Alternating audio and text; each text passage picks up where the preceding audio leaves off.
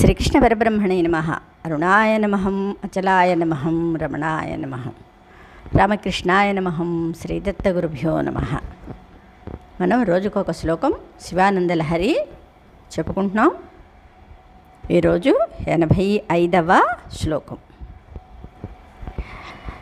జలధిమదన దక్షో నైవ పాతాళభేదీ నచవన మృగయాయాం నైవ లుబ్ధ ప్రవీణ అసన కుసుమభూషా వస్త్రముఖ్యాం సపర్యాం కథయ కథమహం తే కల్పయానీందుమౌళే.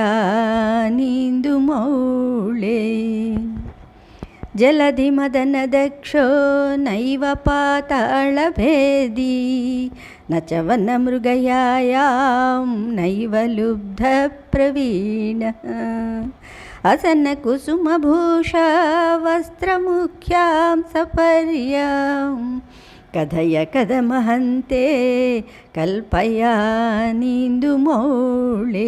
అంటే అక్కడ ఇందుమౌళి అన్నమాట. జలధిమదన దక్షో నైవ పాతాళభేదీ నచవన మృగయాయాం నైవ లుబ్ధ ప్రవీణ అసన కుసుమభూషా వస్త్రముఖ్యాం సపర్యాం కథయ కథమహంతే కల్పయానీందుమౌళే. అంటే పరమాత్మని పూజ చేయడానికి కొన్ని అధికారాలు కావాలా? మరి ఆ అధికారాలు నాకు లేకపోతే మరి నేను పరమాత్మని కొలవలేనా, కొలవకూడదా అని శంకరులు మనకి చెప్తున్నారన్నమాట. శంకరులు తనను గురించి అనుకుంటూ మనకు కూడా అవి అన్వయిస్తాయి కదా. సరే, ఇప్పుడు అర్థం చెప్పుకుందాం. ఇందుమౌళే అంటే చంద్రుని శిరస్సునందు ధరించినవాడా. తే నీకు అసన అంటే ఆహారము, కుసుమ పుష్పము, భూషా భూషణము, వస్త్రమును, ముఖ్యాం ప్రధానములుగా కలిగిన, సపర్యాం పూజోపచారమును, కథం ఎట్లుగా, కల్పయాని కలిగించదను, కథయా చెప్పుము. అహం నేను, జలధి సముద్రమును, మదన తరుచుటకు అంటే సముద్రముని చిలకడం కదా, దక్ష చాలినవాడను, నైవ కాను అంటే సముద్రాన్ని చిలికే అంతటి వాడనే కాను, పాతాళ లోకమును భేది అంటే భేదించువాడను, నచ కాను, వన అంటే అడవి యందు, మృగయాయాం వేటాడుట యందు, ప్రవీణ నేర్పుగల, లుబ్ధ భోయవాడను, నైవ కాను అన్నారు. అంటే చంద్రశేఖర, నీకిష్టమైన కాలకూటాహారము కానీ, పుష్పము వలె శిరోభూషణముగా చంద్రుని కానీ ఇచ్చుటకు నేను సముద్రము మదింపగలవాడను గాను అన్నారు. అంటే సముద్రాన్ని మదించినప్పుడే కదా ఇవన్నీ బయటకు వచ్చాయి, అవునా? నీకిష్టమైన భుజగభూషణము కల్పించుటకు పాతాళమును భేదింపలేను, గజచర్మ వస్త్రమిచ్చుటకు అడవుల్లో వేటాడు బోయను కూడా కాను. ఇంకా నిన్ను ఎట్లు పూజించగలను అంటే ఇవి నీకు ఇష్టం అవుతాయా? అవి ఇష్టమైతే వాటిని సంపాదించే అర్హతలు నాకు లేవు కదా. మరి ఎలా అంటే దేవతా పూజకు ఉపచారాలు ఎన్నో కావాల్సి ఉంటాయి. షోడశోపచారాలు కదా అని అంటారు కదా. అంటే షోడశోపచారాల పూజ అయితే 16 రకాల ఉపచారాలు చేయాల్సి ఉంటుంది. ఆ 16 అతి ముఖ్యమైనవిగా అనుకుంటే కనీసం వస్త్రాభరణం, ఆహారం అంటే నైవేద్యం, పుష్పము ఈ 3 సమర్పించగలిగి ఉండాలి కదా. శివపూజ విషయం అయితే మరికొన్ని చిక్కులు ఉన్నాయి. ఆయనకు తగ్గ హోదాలో ఉపచారాలు చేయగల మేము లేదో ఆలోచించుకోవాలి. శంకరులు ఈ విషయంలో ముందే ఆలోచించి సందేహపడినట్లు చెప్తున్నారు ఈ శ్లోకంలో అన్నమాట. అంటే శంకర, నీకు ఇలాంటివన్నీ సమకూర్చాలి అంటే మరి నాకు అర్హత లేదు కదా, మరి ఎలా అని దీని గురించి శంకరులు ఆలోచిస్తున్నారట. శివుడంతటి వానికి వస్త్రాన్ని సమర్పించాలంటే మనం సాధారణంగా కుట్టుకునే నూలు బట్టలు, పట్టుబట్టలు నొప్పుతాయా? ఆయన గజ చర్మాన్నే పులి చర్మానో అంటే గజ చర్మానో పులి చర్మానో ధరిస్తారు. అవి తేవాలంటే ముందు వేటాడటం నేర్చుకుని దానిలో ప్రావీణ్యం సంపాదించాలి కదా. గజని పులిని వేటాడాలి అంటే ఎంత ప్రావీణ్యత ఉండాలి. ఏవి చిన్న చిన్న కుందేలు ఏదో దున్న దుప్పి ఇలాంటివంటే ఏదో పర్వాలేదు కదా. సంపాదించి అరణ్యాల్లోకి వెళ్ళి ఏనుగునో ఏ పులినో చంపి వాటి చర్మం ఒలిచి పట్టుకురావాలి. ఇది తన వల్ల ఏ పనైనా కాదు కదా. ఆభరణాన్ని దేనైనా ఇద్దామంటే శివునికి నాగాభరణాలంటే చాలా ఇష్టం. వాటిని తేవాలంటే ఎక్కడికి వెళ్ళాలి? పాతాళంలోని నాగలోకానికి వెళ్ళాలి. ఈ పని మాత్రం తను చేయగలడా అంటే అందులో కూడా అసమర్థుడే. ఆహారం ఇవ్వాలంటే మనం తినే పప్పు కూర పచ్చడి పిండి వంట భోజనం ఎలా బాగుంటుంది? ఆయన హోదాకు తగ్గట్లు అమృతాన్ని భోజనంగా పెట్టాలి. ఆ అమృతాన్ని సాధించాలే సముద్రాన్ని మధించాలి. అదేమన్నా సామాన్య విషయమా? అంతటి శక్తి సామర్థ్యాలు తనకెక్కడవి అని అనుకున్నారు. పోనీ పుష్పాన్ని సమర్పిద్దామనుకుంటే కనీసం కల్పవృక్ష కుసుమాలైనా ఉండాలి కదా. వాటిని సాధించాలన్నా సముద్ర మథనం చెయ్యాలి. అది కాబట్టి శివునికి తగ్గట్టుగా ఉండే వస్త్రం, ఆభరణం, ఆహారం, పుష్పాలను సమర్పించగలిగే సామర్థ్యం తనకు లేదని ఒప్పుకుంటూ ఏదో యథాశక్తి ధ్యాన ఆవాహనాది షోడశోపచార పూజను మాత్రమే ప్రస్తుతానికి చేయగలనని, నువ్వు కనుక నీకు సరిపోయే విధంగా షోడశోపచారాలను సమర్పించగల సామర్థ్యాన్ని నాకిస్తే నీకు తగ్గట్టుగా అన్నింటినీ సమర్పించగలననే భావం కూడా ప్రస్తుతానికి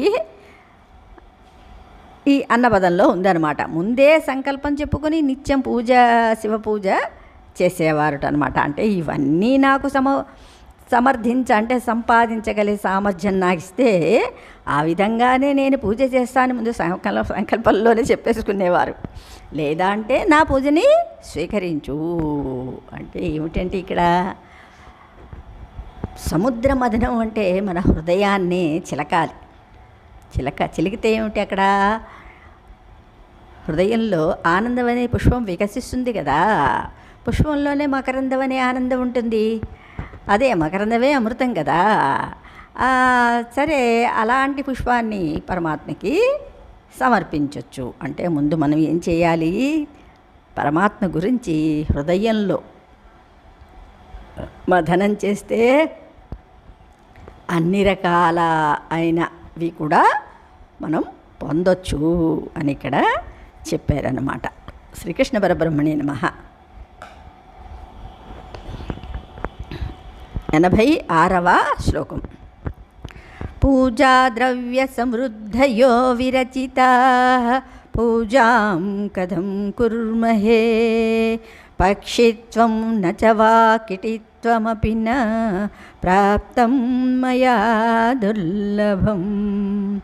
జానే మస్తకమంగ్రి పల్లవముమా జానే న తేహం విభో న జ్ఞాతం హి పితామహేన హరిణ తత్వేన తద్రూపిణ. పూజా ద్రవ్య సమృద్ధయో విరచితా పూజాం కథం కుర్మహే పక్షిత్వం న చ వా కిటిత్వమపి న ప్రాప్తం మయా దుర్లభం. జానే మస్తకమంగ్రి పల్లవముమా జానే న తేహం విభో న జ్ఞాతం హి పితామహేన హరిణ తత్వేన తద్రూపిణ. పూజా ద్రవ్య సమృద్ధయో విరచితా పూజాం కథం కుర్మహే పక్షిత్వం న చ వా కిటిత్వమపి న ప్రాప్తం మయా దుర్లభం. జానే మస్తకమంగ్రి పల్లవ ఉమా జానే న తేహం విభో న జ్ఞాతం హి పితామహేన హరిణ తత్వేన తద్రూపిణ. అంటే ఇక్కడ శంకరులు మళ్ళీ ఎందరో మహానుభావులే పరమాత్మని తెలుసుకోలేకపోయారు. అలాంటిది నేనెంత అని చెప్తున్నారు. ఎవరా మహానుభావులు తర్వాత చెప్పుకుందాం. ఉమాజానే అంటే పార్వతీదేవిని భార్యగా గలవాడా, పూజాద్రవ్య పూజించటకు కావలసిన వస్తువుల యొక్క సమృద్ధయ అతిశయములు, విరచిత సమకూర్చబడినవి. అంటే పూజా ద్రవ్యాలు మనం ఎన్నో తెచ్చుకుంటాం కదా, అవునా? ఏదైనా ఒక ఫంక్షన్ వచ్చిందంటే మొత్తం మార్కెట్ అంతా ఖాళీ అయిపోతుంది. వాడు ఏ వడిలు వేపైన ఇచ్చేసినవా, ఎన్నో రోజులు పువ్వులు ఇచ్చేసినా మనం అది తెచ్చేసుకుంటాం. ఎందుకంటే ఏదో ఒకటి పుష్పాలు అక్కడ ఉండాలి. కానీ అందుకని ఈ పుష్పాల్ని పూజా ద్రవ్యాన్ని అమర్చడంలో మనకంటే గొప్పవాళ్ళు ఎవరు లేరని చెప్పుకోవచ్చు కదా. అది అతిశయములు, విరచిత సమకూర్చబడినవి. పూజను కథం ఎట్లుగా కుర్మహే చేయుదుము, దుర్లభం పొందశక్యము గాని పక్షిత్వం అంటే హంసరూప పక్షిరూప మొగుట, హంస పక్షిరూప మొగుట నచవా లేనిచో కటిత్వమపి వరాహం రూపమొగుటయ్య అయినను మయా నా చేత నా ప్రాప్తం పొందబడలేదు. అహం నేను తే నీ యొక్క మస్తకం శిరస్సును అంగ్రీపల్లవం చిగురు వంటి అంటే చిగురుటాకు వంటి నీ పాదమును నా జానే ఎరుగను. విభో సర్వవ్యాపకుడా తద్రూపిణ హంసకిటి రూపములను పొందిన పితామహేన అంటే బ్రహ్మదేవుని చేతను, హరిణ విష్ణుమూర్తి చేతను, తత్వేన యథార్థముగా నజ్ఞాతం హి తెలియబడలేదు కదా అన్నారు.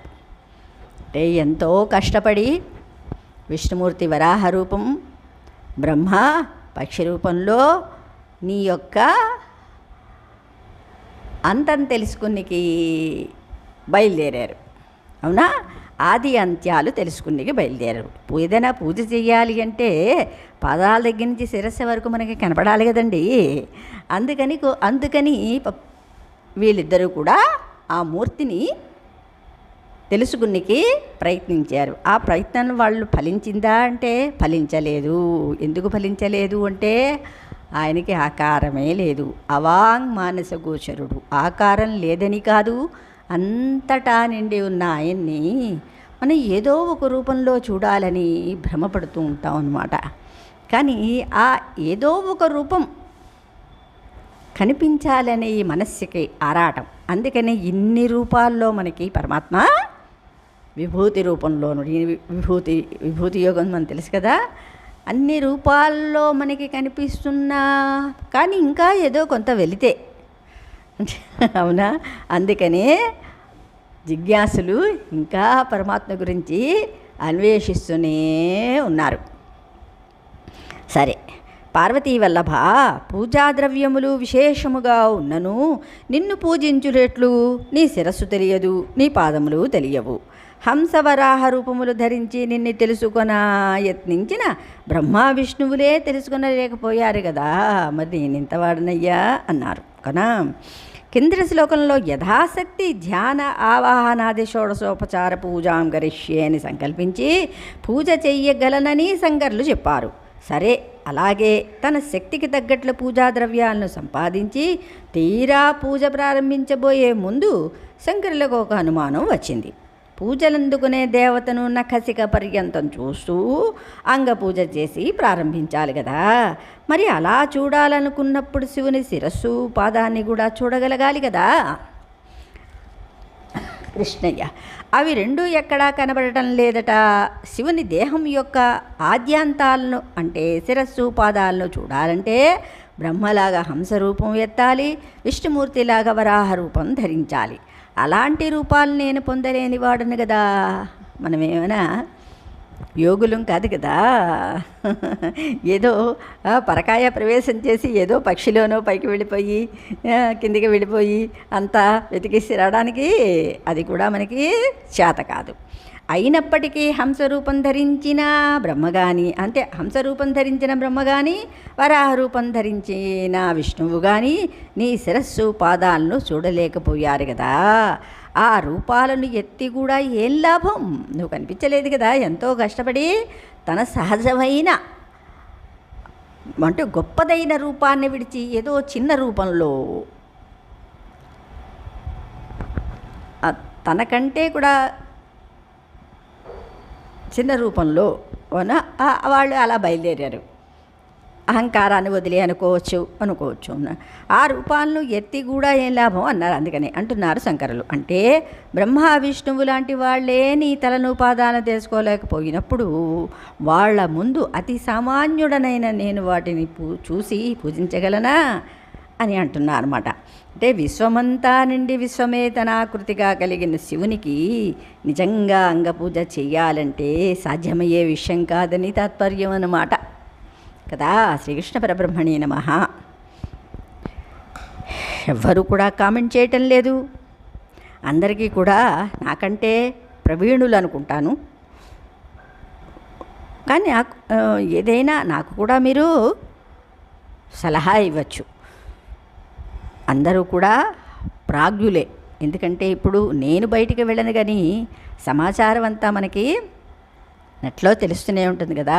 ఎంతోమంది నారాయణీయాన్ని ఔపాసన పట్టేశారు, సౌందర్యలహరిని బైహార్ట్ చేసేస్తున్నారు. సరే, లలితా సహస్రనామాలు అయితే మరి చెప్పక్కరలేదు. కానీ నాకంటే కూడా మీరందరూ కూడా చాలా గొప్ప భక్తులని నేను ఒప్పుకుంటాను. అయినా ఎందుకు పెడుతున్నారని అనొచ్చు. అని ఎవరో నాలాంటి వాళ్ళు ఉంటారు కదా.